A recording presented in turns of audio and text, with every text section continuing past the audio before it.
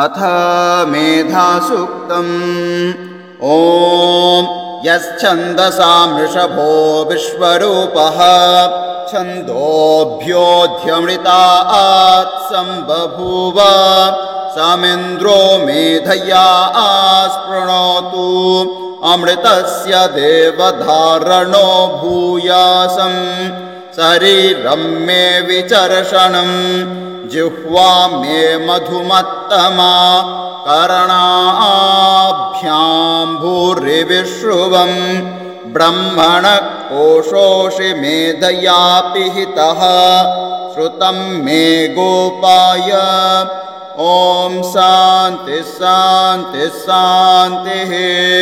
ॐ मेधा देवी जुषमाना न आगाद् विश्वाची भद्रासु मनस्यमाना त्वया जुष्टानुदमाना दुरुक्तान् बृहद्वदेम विदथे सुवीराः त्वया जुष्टऋषिर्भवति देवि त्वया ब्रह्मा गतश्रीरुतत्वया त्वया जुष्टश्चित्रं विन्दते वसुसानो जुषस्वद्रविणो न मेधे।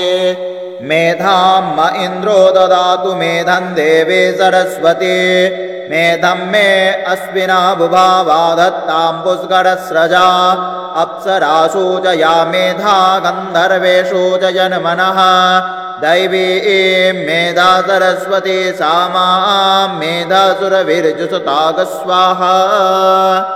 आमां मेधासुरभिर्विश्वरूपा हिरण्यवर्णा जगते जगम्या ऊर्जस्वती वयसा विनममाना सा मां मेधासु प्रतीकाजुषन्ताम्।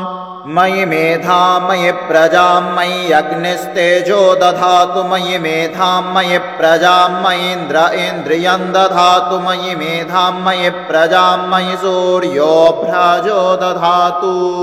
ॐ हंस हंसाय विद्महे परमहंसाय धीमहि तन्नो हंस प्रचोदयात्। ॐ सहना भवतु सहनो भुनक्तु सह वीर्यङ्करवावहै तेजस्विनावधीतमस्तु मा विद्विषावहै। ॐ शान्ति शान्ति शान्तिः।